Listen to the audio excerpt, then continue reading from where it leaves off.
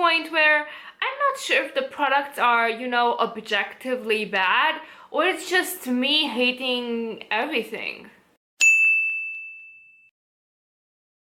Hi friends! Hi, my name is Mia and this is my virtual vanity, a place where we both love makeup and we're quite critical of it.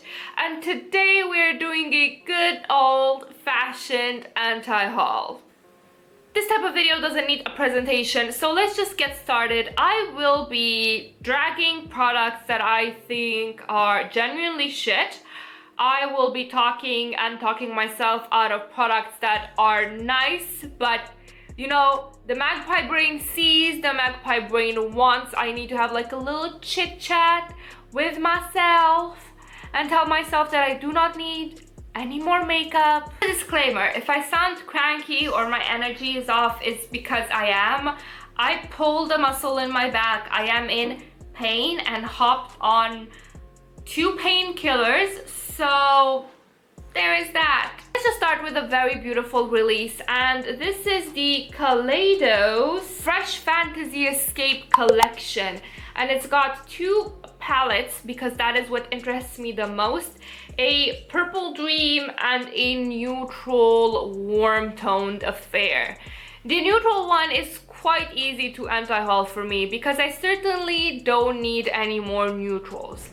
If it appeals to you, an anti-haul reason might be that Kaleidos formula is not the most dummy friendly. It is very beautiful, very sparkly, but highly pigmented.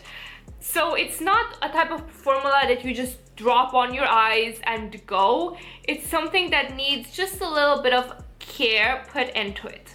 I don't mean to say it's bad, but it's not idiot proof, as I mentioned before. The purple one though, listen. I've got half of a magnetic palette filled with purple eyeshadow. This is giving me purple fairy, nightshade fairy, night elf aesthetic. I deeply want this. My soul wants this, but do I need more purples? No. And as for you, if you already have purples in your collection, why are you not using those? And if you don't have purples in your collection, do you really want purples, or do you want this because the packaging is pretty? I did not start the video on a very ranty note, so let's get to the very naked elephant in the room. Jeffree Star is coming with a new Orgy palette, and you know what? Let's just forget that he's a complete shit stain of a human being, racist, misogynistic, piece of shit, etc. Let's for a moment pretend that it's about the product and not about Lord Jeffremort and him putting out another one of his boring horcruxes. So there's this Orgy palette, right? And it has the tackiest fucking name I've ever heard. And you know, one could argue, oh, it's not that bad because Too Faced has better than Sex Mascara and NARS has their Orgasm. How is Orgy any different? Okay, we can disregard the name, right? But you look at the names of the shadows, it gets worse. Just imagine saying, well, I apply a little bit of glory hole on the lid and craving chocolate in the crease. Really though? It could have been done in such a more tasteful way while it's still being sexual. There's so many innuendos. Like, has Jeffree Star never heard of Urban Dictionary? And the outer packaging, listen, I do not want to see Jeffree Star naked in different positions on my palettes. I do not want to see anyone, no matter if I'm attracted to them or not, naked, spread eagle, in diverse positions on a makeup palette. It is not the place nor the time to look at naked people when I just woke up in the morning and I want to put a neutral something on my lid. Also, the palette itself, shittily designed. You've got shades that look exactly the same. This could be 1/3 of what it is without any actual issues and nothing of value would be lost. Overall, I think this is just the worst palette release of the year because of the evil overlord of the makeup world that released it, to the tacky packaging, shitty shade names, bad name, bad design overall, and 3, the shades in the palette are shit as well.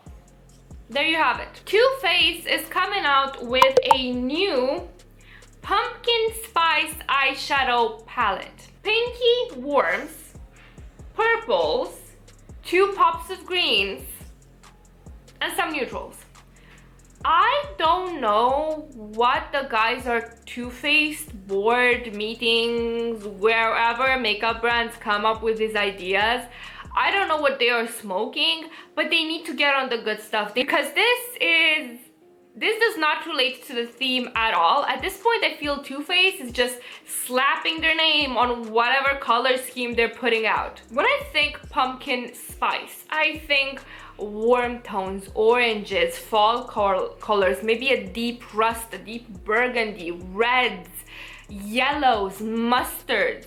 You know, colors that happen in the fall when Starbucks puts out the pumpkin spice latte, and that is like the mating call for all basic bitches out there, including myself. But as it is, I'm telling you, Too Faced just took some M&Ms, slapped them on the board meeting table and said, this is our color scheme, and then they just pulled the name out of an auto generator. Is this a pretty color story? Yes, it is. True. But do you not have rosy neutrals? Do you not have other neutrals? Do you not have a couple of purples? A few greens? Do you not have those shades in other Too Faced palettes actually?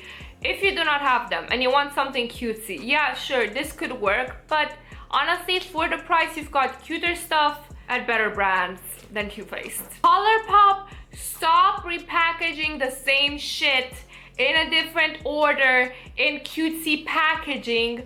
Challenge 2020. Colourpop has released a bunch of stuff. They've released so much stuff that I'm drawing a blank, but the latest one is this Colourpop Sunflower Collection.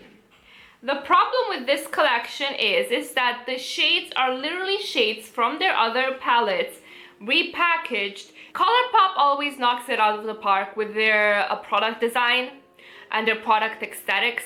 The problem is that they dupe themselves a lot in their own range.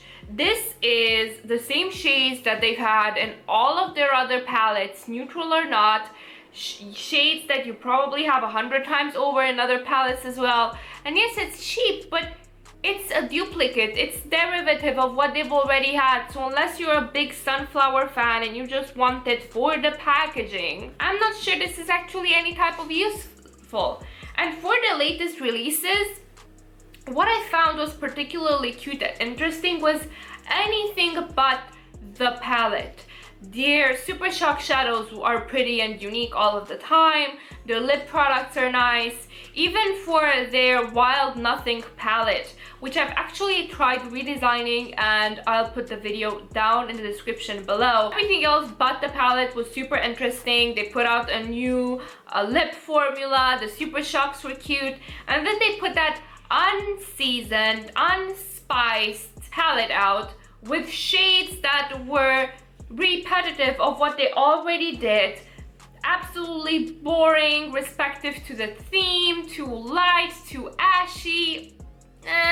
Colourpop, do better, man. Nobody's asking you to release something new every week. We're tired. We'll be okay. I promise you, Colourpop, we'll be okay if you release something maybe once a month as opposed to every week. I think we're gonna survive the challenge of trying not to see Colourpop on Trend Mood every 3 days.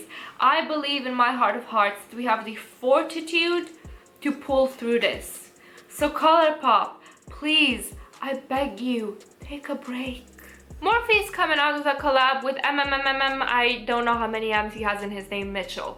And this is the main event collection.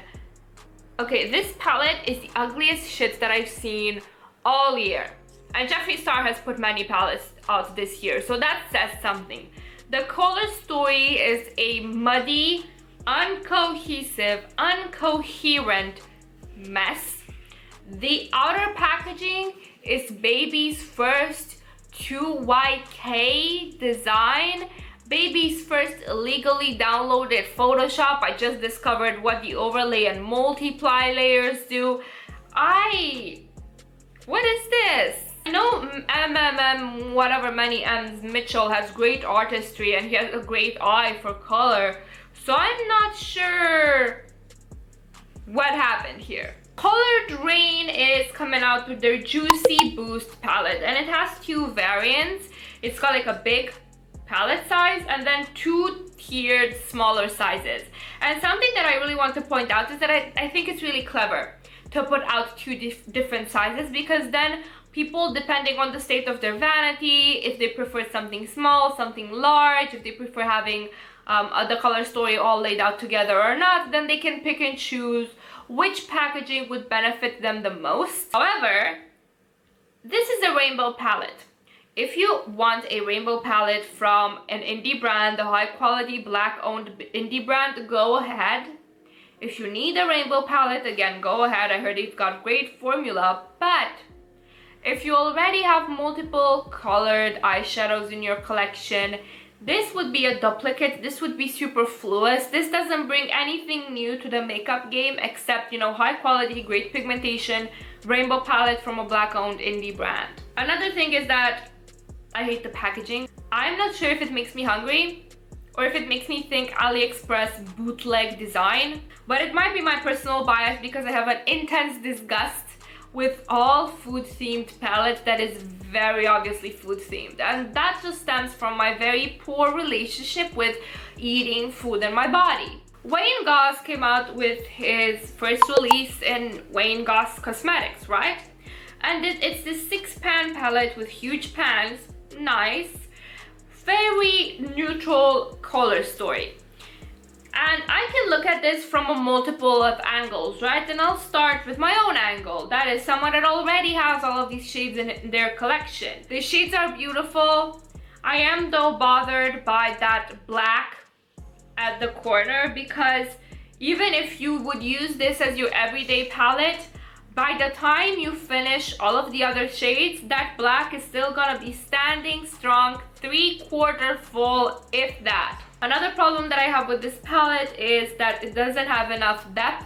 So let's say you are that type of makeup user that maybe has 1 or 2 palettes that they use for every day, right? This does not have a proper, deeper toned brown, where if you want to create a more smoky or darker look, something more intense, that would be needed. And sure, you could say, oh, you can just mix the black and the brown, but that type of person that only wants to have 1 or 2 palettes for every day is not going to play alchemist at their vanity and just double dip in shades and try to get the exact same tone on both eyes. So I understand that he caters to a very select niche of people. I'm just not sure what that niche of people is, aside from people that just like luxury makeup for the sake of it. Also, this is super petty, but you are lovingly crafting this palette from scratch and you can't be bothered to get yourself a custom font for the name of it. Why? Okay, let me drag a whole brand. Patrick Star came out with his One Size Beauty whatever brand, and he made a very bad first impression, first by coming out with makeup wipes and a sort of makeup removing spray. First of all, if I'm removing makeup, I'm not gonna use a spray, because if I spray everything and I spray too much, it's just gonna run down my face. I'm just crawling out of my grave and all of the juices are going down my face and onto my neck. How I picture it is very messy and not glamorous at all, and I would rather just use a proper double cleanse. Secondly, makeup wipes. Makeup wipes are one of the most wasteful things that you could be using to take your makeup off, and they are harsh with your skin as well. Coming out with makeup wipes was nothing but a greedy move, because there is so much overhead to makeup wipes. They are very simple, very cheap to produce, and the markup on them is insane. So believe me that he created those makeup wipes with nothing but pure profit on his mind. And if you're coming out with your own makeup brand, why not bother with something unique, something beautiful, something inherently you, something that your fans will associate with you no matter what. Why makeup wipes? And then he came out with this palette, which is a complete snooze fest, but I get it. It's not like he wears extremely colorful makeup all of the time. It looks like Morphy. It looks cheap. It looks very, very cheap. It looks like, I don't know exactly what it is, but so many other influencers have created such beautifully crafted brands that this feels very hollow. I'm not even going to try to drag the Becca Zero foundation and primer because they literally gave us nothing. Stupidest reinventing the wheel type of release of the year. For the love of God, just get yourself a mattifying pore blurring primer like the Urban Decay Optical Illusion or the Cover FX blurring primer. And Becca just gave us something completely useless and took us for suckers. PLouise is dropping a new collection. First of all, PLouise is a notorious art thief. She is known for stealing others' designs, and her Academy MUAs keep stealing designs from other people. Secondly, she has said the N-word and is unrepentant about it. Apparently it's okay because she has a black boyfriend. Third, this palette is fucking huge. It's literally a palette in a suitcase, a palette in a box. I don't necessarily mind the color story, although it does look a little bit repetitive. She could hash like 5 or 6 shades down. What I'm bothered with is the disgustingly obvious photoshopped swatches where even the colors don't look similar to what is in the palette. That's how much they have been doctored. And it bothers me so much because you are trying to trick your customers from the very beginning. Palette isn't even out and you're trying to trick your customers, and that to me is inherently dishonest. Fenty is coming out with 2 new palettes, 2 colored mascaras, and a full size of their burgundy liquid lipstick. The problem here is that Fenty has mediocre eyeshadow formulas. Her eyeshadow formula is just okay across the board. The second thing is that I don't like the formula of her liquid lipsticks. I know this will get me burned at the stake for daring to say something, but I do not enjoy the Stunna lip paints. They are too liquidy, too runny. They are beautifully opaque and they don't dry out of the lips too much, but I literally used my red Stunna as a red eyeliner because I didn't like it on the lips at all. As for the colored mascaras, I think actually that these are really clever. They're beautiful colors. They're not colors that you would easily find. It's a very soft but saturated burgundy and a really great cocky military green. I think they're filling a void in the, you know, mid-range, high-range market with these colored mascaras. I actually think these are pretty cute. Not gonna lie, I'm not gonna buy them because I'm not paying premium prices for colored mascara, but it's cute. Let's talk about Urban Decay. Urban Decay came out with this stoned vibes palette, and it's just Urban Decay feels like their boardroom is getting older and they're putting out names for stuff that would be really cool 20 years ago, but it's kind of hello fellow kids now. The packaging design looks beautiful. I like that it looks like a cracked geode. It also looks quite heavy and sturdy. Again, I really enjoy that. Why I'm anti-hauling this is a palette that's only lid shades. You will need a companion palette for this. If you're opposed to bringing your mattes from somewhere else, this is not the palette for you. If you've got enough palettes to make this a companion palette, consider that you might have similar shimmers somewhere else. Other thing is that consider that maybe you don't want all of those shimmers, so you don't want to hand out full Urban Decay prices. If you want some shimmers that you can use with another palette, just buy some singles and you will come out much cheaper. BPerfect Cosmetics is coming out with their Carnival 3 palette with Stacey Marie MUA, and this is the Carnival Love Tahiti palette. This is a beautiful variant of a rainbow palette. I will give it that. It's not your regular sort of rainbow. You've got greens, warm tones, beautiful purples.